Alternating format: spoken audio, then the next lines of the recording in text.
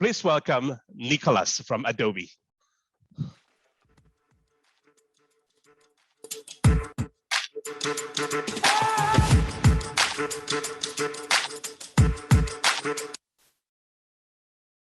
Oh, I'm unmuting myself. So thank you for that warm introduction, matey. Looking forward to definitely talking about a topic I'm very passionate about. So let me just get my my computer set up for you guys so you can see my deck, and that you should hopefully be seeing my PowerPoint now. Is that right? Are we all good to go? I think we are. So I'm going to get started. So we're going to talk about a topic I'm, as I said, really passionate about. My name's Nicholas Kontopoulos. I've got the great privilege of leading the Adobe growth marketing team across APAC, based in Singapore, originally from Australia. Been in Asia now for over, I think about 12, 14 years now in total. And yeah, looking forward to sharing you some insights in terms of what some of my passions are. I thought I'd start off with, yeah. I'm deeply passionate about my family. You know, for those that have seen me present before will see that I love showing my family off. And this is a photo of my wife and my two wonderful kids, you know, so I'm very passionate about them. Like most of you would be about your family and friends, but I'm also passionate about sports. That's the Aussie side of me kicking in. And obviously we just had the Olympics where the Australian team did really well up there. So really, really excited to see the Aussies doing well there. When we're losing, I tend to revert to my Greek heritage. So I'm also half Greek as well. I'm passionate about traveling, and I've had the great privilege of traveling to over 65 countries now, and both, you know, in a personal and professional capacity. And I'm looking to share a lot of insights actually from my journeys, working with a lot of great brands, you know, either working for those brands as an employee, or working with brands, you know, as in partnership, or serving them as, you know, as customers of mine in terms of the brands I was working for. So I want to share some of those journeys. I haven't always been into technology. So a lot of what I've going to be talking to comes from my time as in being on the client side, being on your side of the fence for those that are listening in today. I'm really passionate and fascinated by people. End of the day, business is all about people. It's about connecting people, about helping solve problems for people. And it really is at the heart of customer experience, which again, you won't be surprised, I'm also very passionate about. And I really am, you know, passionate about my customers. And my goal today is to share with you insights, as I said, from my journey on what you need to be thinking about if you're going to be successful in driving real positive change in your business, you know, looking at how you're going to up-level your customer experiences and what you need to be thinking about in order to do that successfully. Because I really want you guys to succeed. And I've seen a lot of mistakes made that I've made in my career in terms of driving change in organizations I've been with, that I've seen other brands make. And I want to, you know, help you avoid those same mistakes.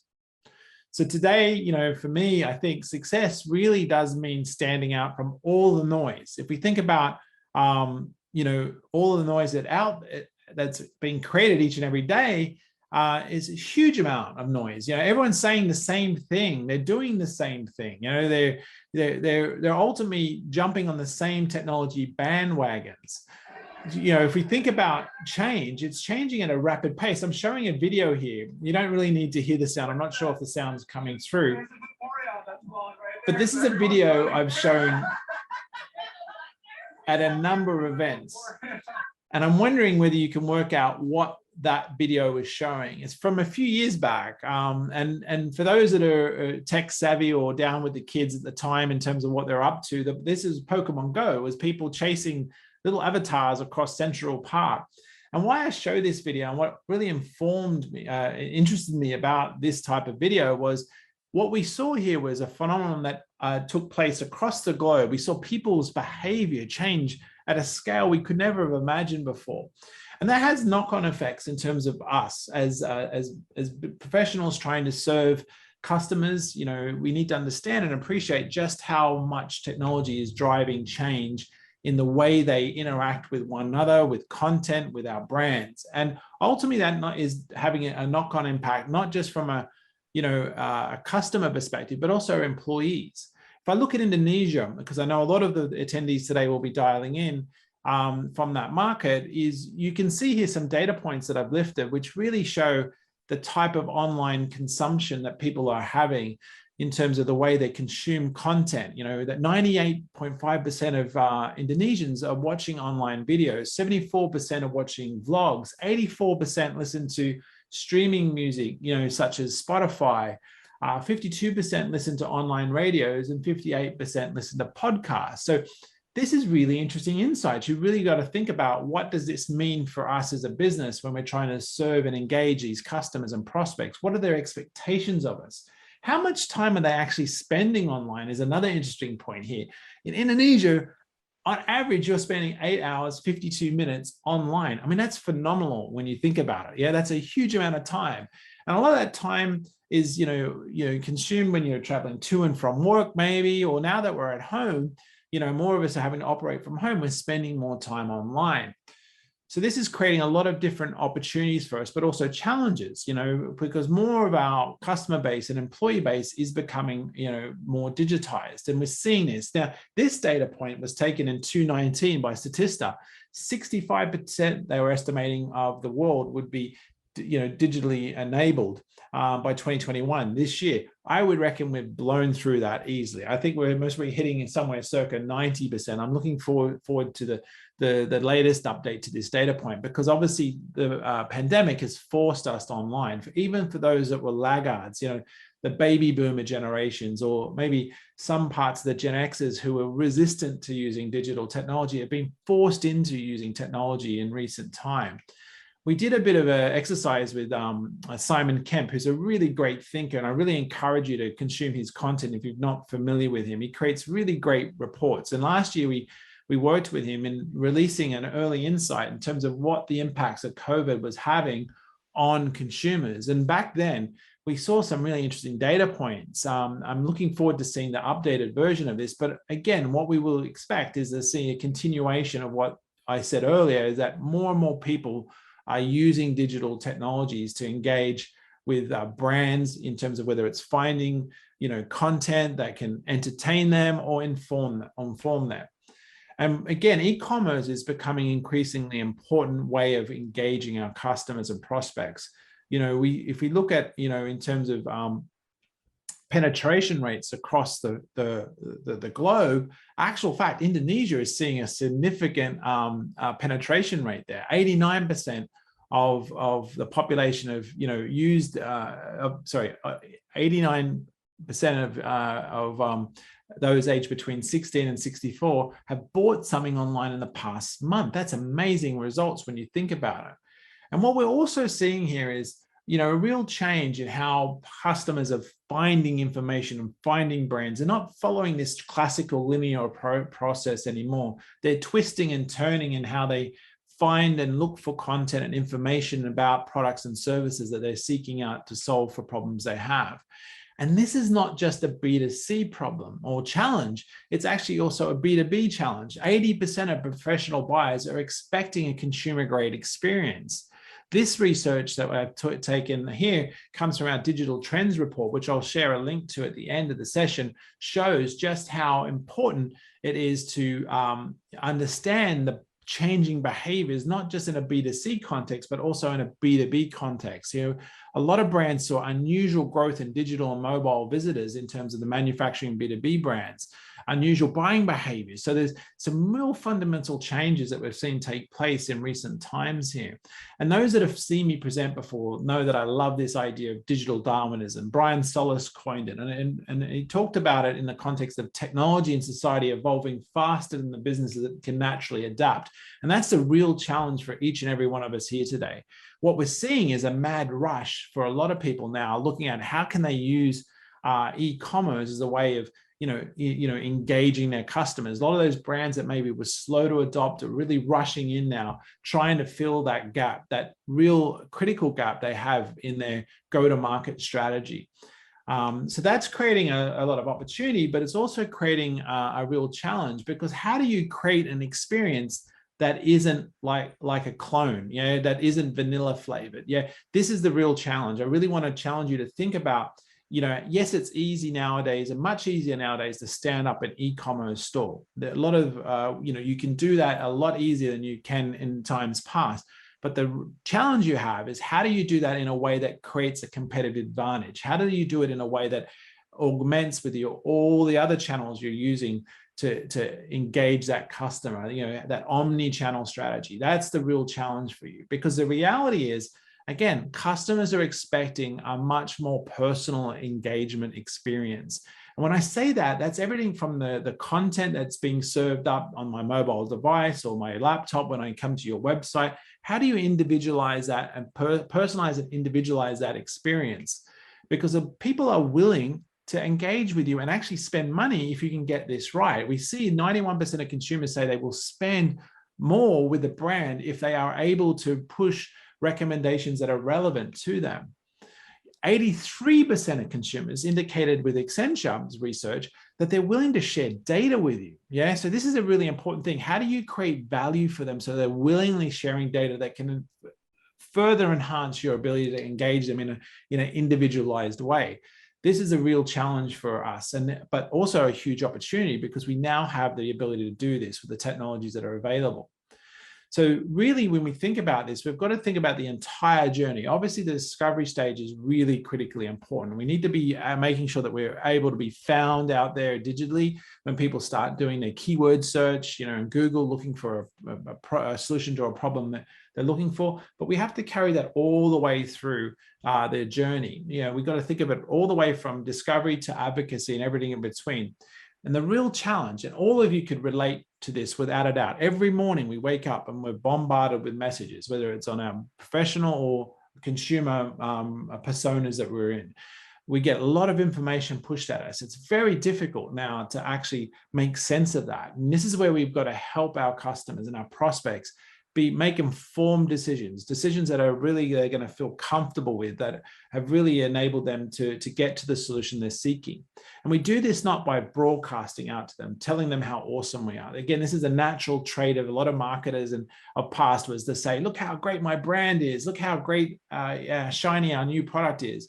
And what we have to avoid that. We have to look at how we can engage our customers, as I sort of alluded to earlier, in a more personalized and individualized way. How do we take the data we have that they're sharing with us and actually shape that into a proposition that really clearly defines why a brand should deal with us? Not tell them how and what we do, as Simon Sinek talks about, but why we do what we do, and help them understand and appreciate that. That's really important. And for those that have heard me speak previously at past Meet Magento events, brand purpose to me is really important. Using brand purpose as that beacon that we can rally customers and prospects and suppliers around. And for me, brand purpose is really the practical counterpart to another idea that I talk about, which is brand utility. These are very powerful assets. Now, don't mistake brand purpose as something that is about saving the world. It's not about that. I mean, obviously, it can be an important part of your mission in terms of looking at important, topics like, climate change or, humanitarian type events where you want to, invest resources and time in sort of helping your customers understand how important these topics are to you, how you source products and services, again, ethically, is again another area where you can share that, sort of have that as part of your purpose. But it doesn't have to just be about that. Sometimes people mistake in that. And what I encourage you here to think about is having a purpose that is clear, clearly defines your why, and it really is clear as what your meaning is for your business and what you're trying to achieve.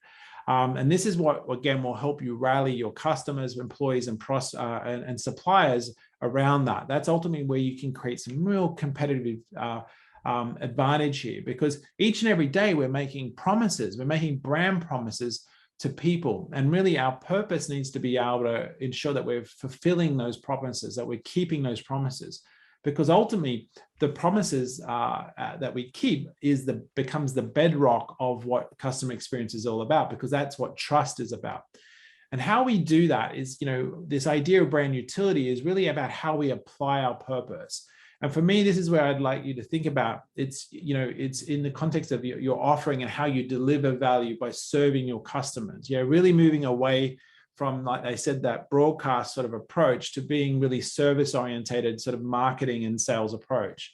I really love this quote here from please help others rise. Greatness comes from not a position, but from helping build the future. So this really needs to be at the heart of your culture and your purpose. Another great thinker here I really encourage you to look at is we did a fabulous webinar with Martin Lindstrm. If you use this QR code, it'll take you directly to the video to watch. And I really encourage you to watch that because he, again, provides some really great insights in terms of, the importance of creating a culture that drives innovation.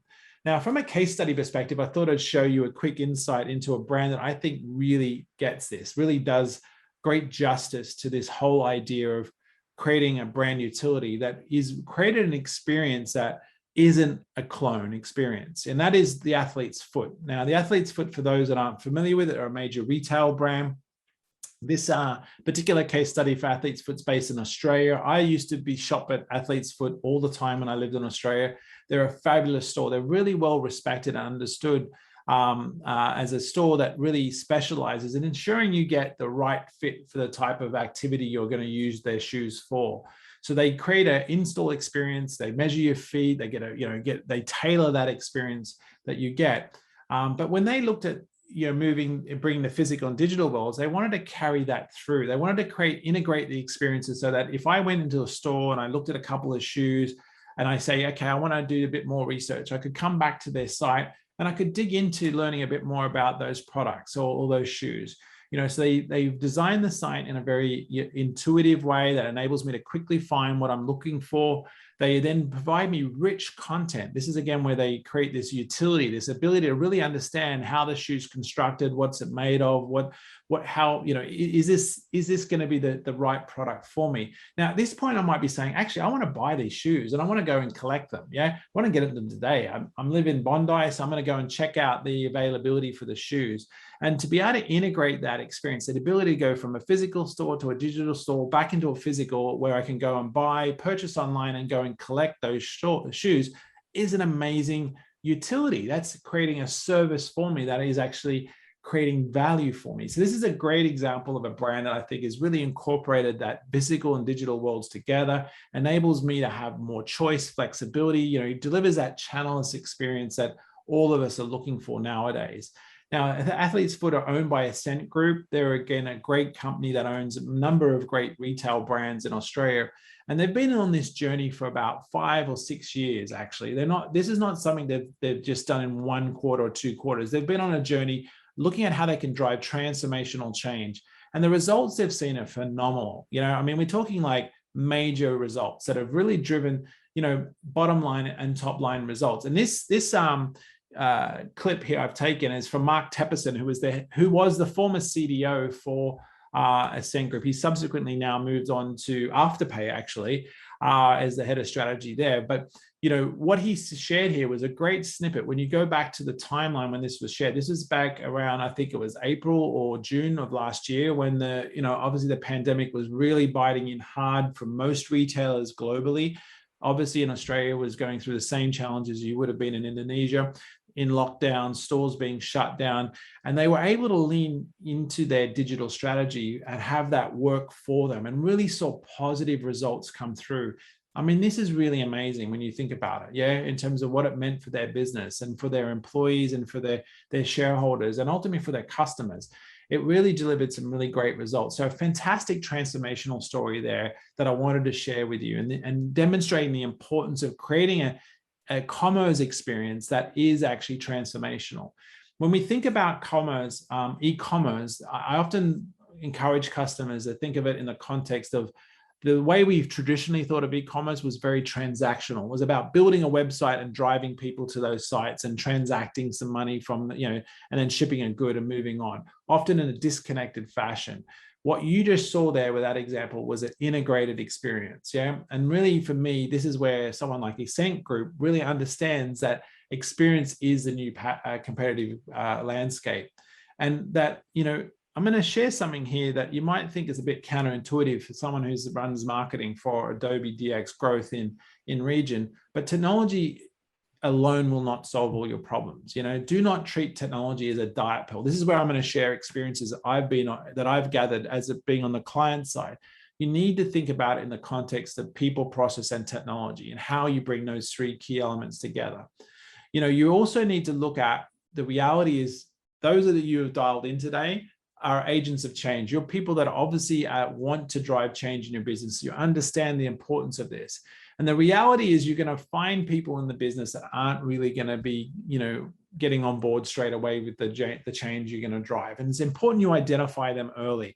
Try to understand what makes them tick. Really spend time thinking about what are the reasons why they might push back on the change program you're going to try to drive. Understand what power dynamics are maybe at play there, and utilize those insights. Then carefully craft how you're going to position the change you want to drive with those people, because you want them to come on board as for the most part. You're not going to get everyone on board, but you need to understand who those blockers are going to be, and ultimately, trying to figure out ways in terms of how you're going to bring them on the journey. Really, what we've seen in, since, the pandemic hit all of the globe is that digital transformation has never been more important for our company's ability to thrive. Really think of it in the context of information, humans, and the inspiration needed. Yeah. So we need to be informative. We need to be people-centric.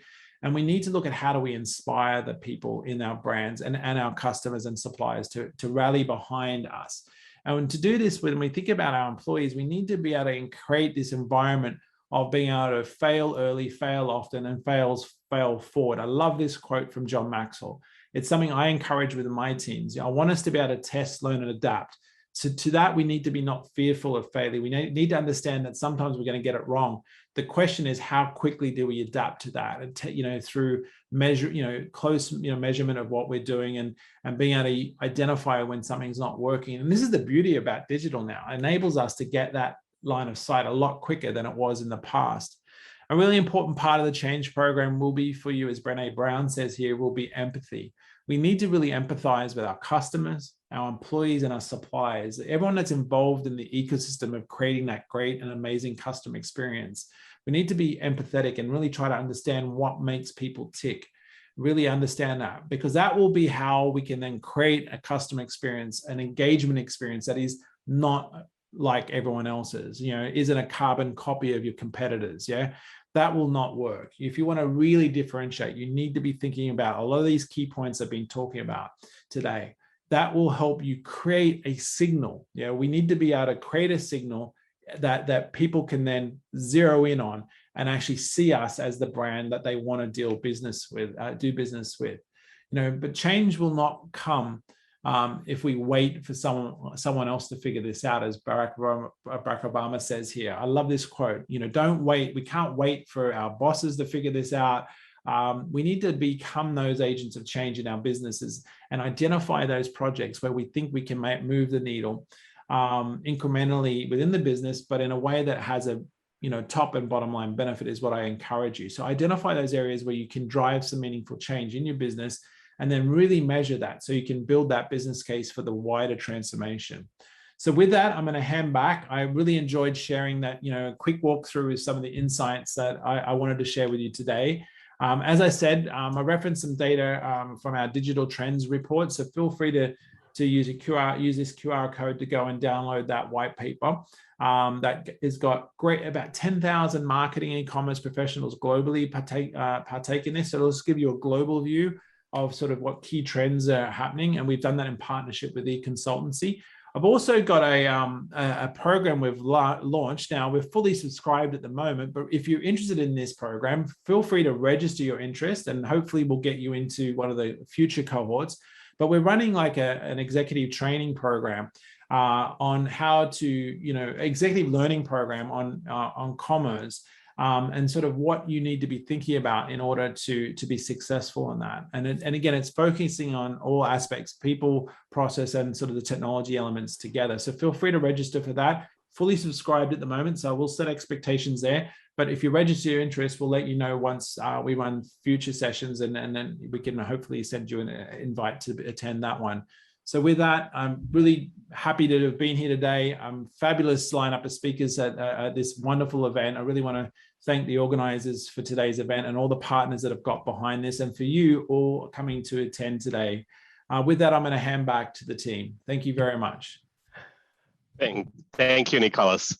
Let's see if there's any questions from the audience while we're waiting for them. Yeah, I completely agree with you. I mean, especially when your point saying like, I mean, it's all about people, process, technology. It's not just technology alone, right? I mean, a lot of merchants, they're hiding behind, oh, it's so costly to implement technology such and such, and to achieve a good customer experience, and they just hiding behind that.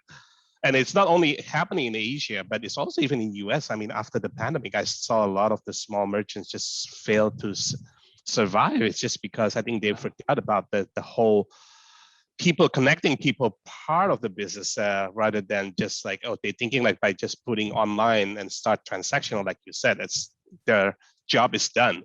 No, yeah, no, definitely not. I mean, and again, it sounds a little cliche, people, process, technology, but I always reference it because it's important that we double click on that and think about what that really means, you know. And look, there's a natural tendency for us to go to, you know, that diet pill approach. Oh, I'll buy an e-commerce solution, I'll plug it in, as you sort of alluded to there, and you know, all the money will start flowing in. And you and I know that that's not the case. You know, there's a lot of work that has to go into that. And that's why it has to be integrated as part of the overall experience. I still see a lot of retailers making mistakes with running e-commerce in parallel to their retail stores and not integrating that.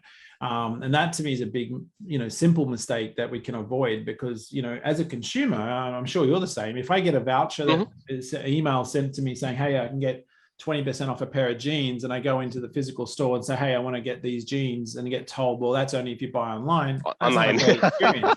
And it happens. It happens all the time. And that is that those are simple sort of simple areas that we can fix in the sense of, you know, from a customer perspective. Obviously internally though, there's a bit of work that needs to happen in terms of how we organize the business from a KPI perspective. Yeah. So yeah. I even just came back from US. I mean, went to Apple store. I mean, this is Apple. I mean, you will think that Apple will have everything got it right? I mean, they have the retail store running very good, customer service very good. But then, like when I try to buy something, obviously this pandemic is so hard, it's so difficult to go to the physical store. I mean, obviously they try to be doing their job on doing social distancing, make sure everybody doing a proper appointment and everything like that, right? And which is good. The intention is good. But then when you get to buy a product, and then when I go to online, the online pickup in store, it says it have to take 2 to 3 days for the pickup in store to be ready. And then I know the product is there in the store. I just go there the day before, and then for me just to line up there probably take me about 15 minutes and then buy it myself. So it's just still things still not quite.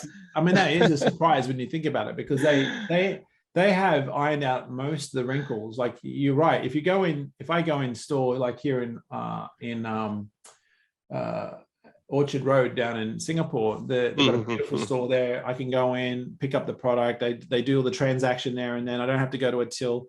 All beautiful. But to then say not to provide that ability to do the same day pickup when you know the product's there, that seems crazy. Yeah. So, but look, but there's, yeah, this is where again, it is a journey. It takes time. Some things are, do require a bit more work, but better to get it right when you first start out than to have to retro or come back and try to refix something, and I think that's where, again, what I want to share with folks today, and what hopefully from their other sessions, is if you're about to embark on these journeys, this is where you want to try to avoid some of these sort of mistakes that are made, So, yeah, I mean, again, that alignment, but all internally is really important between the different sort of stakeholders, making sure. That's why I'm a big fan of design thinking, sort of customer journey mapping, persona mapping. And it's not a once and done thing. You've got to keep continually do this. You keep revisiting it as well. But using those types of approaches to really understand who are the stakeholders, who are the folks that are going to be involved in supporting this vision and helping bring it to alive, and potentially where the points of failure could be, because that's where you want to address those early on. Yeah. Exactly. I mean, it's not as black and white when you have a physical store. You see people, the people interaction is pretty clear. And then it's all rely on the people at that time. But then when you go into online, you don't see them. Like the interaction, the journey is completely you have to relearn. And then, like you said, it's keep fine tuning every time, basically. And that's where, just building on what you just said there, which I think is really important. That's where the data side of the equation is so important. Being able to capture that data, that online data, and as well pairing that up if you've got a loyalty card system and I'm bid in store, the mobile apps, and being able to use that, all of those data points, whether it's the data that's mapped to my physical presence and interactions in store and with the digital, and using that to inform how I engage. Like, go back to that example I had for athlete's foot. I go in, I try on a pair of shoes. Okay, great. Now they know what type of shoe I've bought, what purpose I've used it for. They know what the lifetime of that shoe will be based on maybe how much I'm going to use that shoe in terms of the data I'm collecting. If I'm using like a mobile app that's integrated, like the other brand that does this really well is what's the other major footwear? Under Armour. They've got so if you're using their like these health apps and fitness apps where they're integrating, they're capturing this data, they can start anticipating when my shoe's going to be up for replacement based on how often I'm running, how many kilometers I'm running. You use that data then to go, oh, okay, Nick's going to need a new pair of shoes in a couple of months' time. So I'll start pushing some offers for new shoes, the latest shoes to me. Or maybe it's winter. Maybe I'm going from summer to winter and I need, maybe I need some, gear that, I can run in that keeps me warm. So then this is where, again, I talked about that brand utility sort of idea. This is where we use the data to really inform how we engage the customers and prospects and ultimately drive better engagement with more relevant offers to them, right? Does that make sense? Exactly. I think that's the power of the technology here, is actually enhancing that. I mean, we know the concept of, we usually in the offline, before we kind of building that a relationship manually, or I know this client, or this is every 2 months they buy and that they're gonna wear out the shoe. But with the data that we collected in the digital world, I think this is just amazing, right? I mean, you can scale on that same customer 100%. Journey into much more efficient. And just, I don't know if we've got still time, but I'll just give you one additional data point on that. I mean, one of the reasons I was with Magento when we got acquired by Adobe, and now obviously we're Adobe Commerce. It's a critical acquisition for Adobe. They were really excited by that because it filled in a gap that they had in terms of their capabilities. But what it also does now for those that are Magento customers or who want to become customers of ours, it also brings in this broader set of solutions, which actually helps cater to what we just spoke about. How you then create content and serve that content up to customers. If you think about the different tool sets and how do I individualize that experience using the targeting tools that come now as part of that richer portfolio. So this is where, again, I think is really exciting for our customers, that we can build this roadmap for them in terms of being able to help deliver that core technology capabilities there. And obviously we've got great partners like yourselves and the other partners that are involved in today's event, supporting that wider ecosystem of partners that can help also plug in other areas of capability that you need, like shipping you touched on earlier is such a critical component. People often forget about the importance of shipping. Once I buy a product, you need to get it to me. So being able to deliver that in a timely fashion is really important. But I don't know how we're doing. You got any questions, or are we up on time? It seems like we're fine. We don't have any questions. So I'm gonna give back time early to you and also to the audience so that they can go networking and have early lunch. All right. Awesome. Thank you for having me, mate. Thank you. I'll see you soon. Hopefully, in person. Hopefully. In person, yes. Take care. Bye-bye. Take care, mate. Bye-bye.